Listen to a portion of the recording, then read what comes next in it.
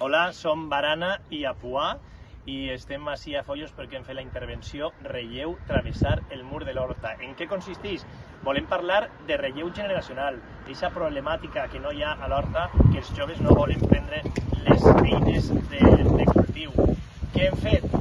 A partir d'un camí que teníem, d'un solar que teníem i d'un camí ja preestablert com és un carril bici, que és urbà, un carril que és segur i que tot el món pot xafar amb tranquil·litat, hem fet un camí alternatiu, un camí una miqueta més inestable, un camí rural que enfila cap al mur de l'espai jove, obrint un portal amb un espai que s'obri un poc l'esperança al futur, als joves que han de prendre aquest relleu generacional. Anna, com hem fet este camí?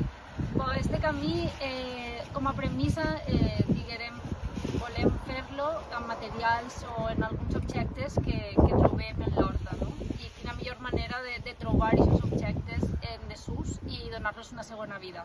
Per tant, els planters que trobàrem foren els objectes, els elements que repetirem per fer aquesta passarel·la que porta cap a aquest espai on reflexa tota l'horta que tenim al voltant. És un terreny que s'ubica enmig de lo que és l'horta i l'espai i tot el que és el poble, per tant té un punt molt estratègic dins de la instal·lació.